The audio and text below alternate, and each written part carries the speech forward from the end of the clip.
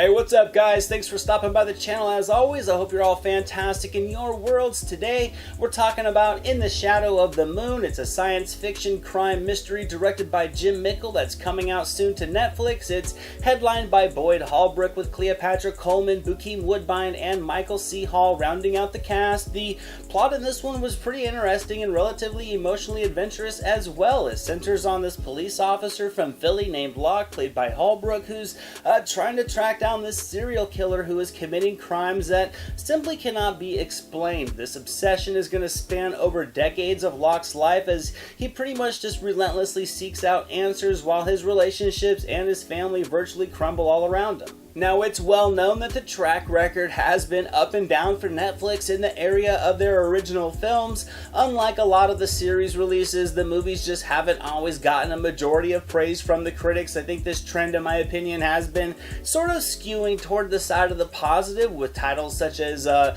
Highwayman, The Boy Who Harnessed the Wind, and the comedy Always Be My Maybe, among many others that I feel are solid, quality, entertaining films from a variety of different genres. And In the Shadow of the Moon is an ambitious movie. It builds heavy underlying elements of science fiction. It weaves in tones of a crime drama with strong layers of mystery added as well. And I must say the result was a success because I had a great time watching this movie. Now, I'm not going to go into spoilers, but I thought this was a storyline that really wove its mystery with a tight structure that made it all feel very cohesive, at least cohesive enough. I mean, this is a genuinely unpredictable plot line, and while it wasn't perfect, I thought it was still very compelling. It had me thinking, it had my curiosity piqued as to where things were going, and the engagement level really made the runtime feel relatively swift. I mean, it isn't easy to really come out with something that doesn't feel derivative, and this script, in terms of its focal plot, I felt was able to accomplish that. I thought it was a strong blend of different genres with appealing characters, and despite the flow of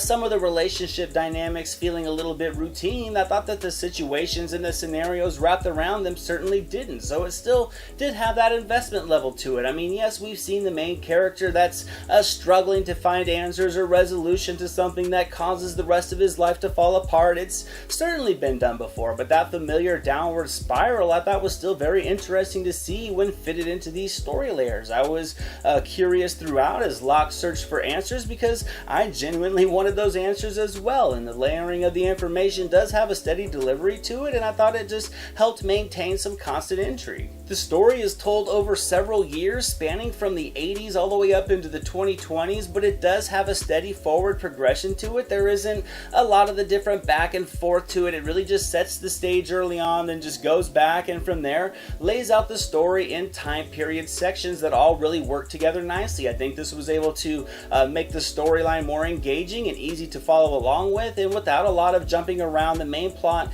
and the effects that it really had on the main character was allowed to be the focus. And with continual development of the story arcs, I thought it was just surprisingly compelling. This is where I think the lead performance from Boyd Holbrook was really able to shine, because I thought he was awesome in this movie. Like I said, the descent his character goes through in this story has been done before. It's going to be done again, but I think the effort from Holbrook really is still able to give it some emotional impact. Holbrook just feels like a common, normal guy. He doesn't force any of the cop tropes in the role, so for me, it was just naturally easy to invest in and connect with the character. There's just a constant determination to him that must find answers, which made him just I don't know, maybe unknowingly blind to everything else around him. And I thought it was pretty sincere coming from Holbrook, which I felt made him a great lead, which made him successfully able to carry this movie on his shoulders. Bokeem Woodbine and Michael C. Hall were both solid as well, and in my opinion, I thought they were able to make the most out of some admittedly generic character types with just their screen presence alone. They certainly elevated the material. They really did give the narrative a couple of different characters with their own tone of personality that I thought really allowed for some subtle but grounded moments between them. I thought this really just kind of brought a nice down-to-earth charm to the movie when it was needed, and Cleopatra Coleman was fantastic as well, with a very inspired performance that resulted in a few different lasting scenes. I mean, she really embodied her role perfectly, and I thought she brought an energy to the movie every time she was on screen. On the technical technical side, visually, I think the direction from Jim Mickle and the cinematography from David Lazenberg was really perfect for the needs of this story. There were moments that this felt like a really dark, grittier crime drama as Holbrook's character Locke searches for answers to prove what his assumptions are. There's also some segments that really felt like a cold, mildly futuristic science fiction world that I really loved, but the tone is really consistent between them because the visual appeal of the film really creates a nice overlaying atmosphere to it all. The camera work was really able to be large in scope and equally small in scale at times, and despite having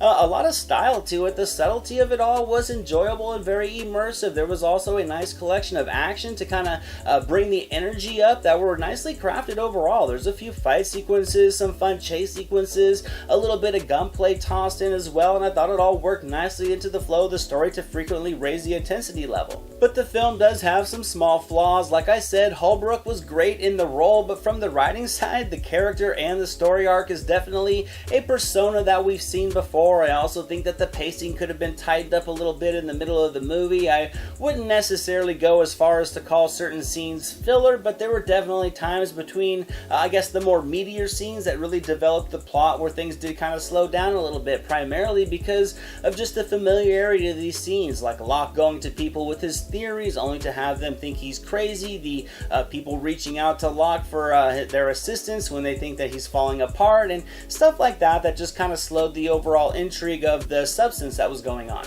Again, they were things that were needed to kind of move the story forward, but the tropes also felt routine in just how they played out overall, but it was still a captivating movie that had me interested from start to finish. So I gotta give In the Shadow of the Moon a solid 80% on the entertainment meter. It was very ambitious. It seemed like it wanted to think outside of the box and creating its storyline, and I always appreciate that. There were a handful of moments that really had me guessing where things were gonna go. It has some solid action to it and some great performances. So for a night at home with a movie, this one's certainly worth checking out.